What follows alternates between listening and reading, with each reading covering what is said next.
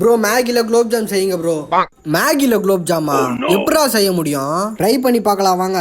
அதுக்கு first Maggi packet எடுத்து இந்த மாதிரி நொறுக்கிக்கோங்க. இந்த மேகியை சமைச்சு சாப்பிட்றதை விட அப்படியே சாப்பிட்றது தான் நல்லா இருக்கும்ல. அந்த மேகியை ஒரு மிக்சியில போட்டு அரைச்சி இந்த மாதிரி மாவா ஆக்கிக்கோங்க. இப்போ அதில் கொஞ்சம் தண்ணியை ஊற்றி இந்த மாதிரி பிசைஞ்சதுக்கு அப்புறம் நம்ம வீடியோவை புதுசாக பார்க்குறவங்க லைக் பண்ணிட்டு சப்ஸ்கிரைப் பண்ணிட்டு பாருங்க. இப்போ அந்த மாவை குலோப் ஜாம் சைஸுக்கு உருட்டுனதுக்கு அப்புறம் ஒரு கடாயை ஒன்று எடுத்து அதில் கொஞ்சமா எண்ணெயை ஊற்றி நம்ம உருட்டுனதை எடுத்து எண்ணெயில போட்டு பொரிச்சு எடுத்துக்கோங்க. ப்ரோ இந்த மாதிரி ப்ரௌனிஷா வரணும். நான் மேகில வராதுன்னு நினைச்சேன், பரவாயில்ல வந்துச்சு. உங்களுக்கு ஸ்வீட் பிடிக்கும்னா கமெண்ட்ல சொல்லுங்க.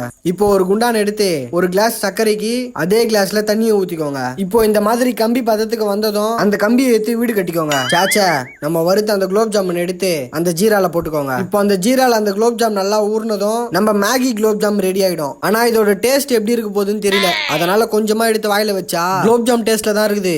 கொஞ்சம் ஊறி தான் நல்லா இருக்கும் போல, ஆனா நல்லா தான் இருக்கு.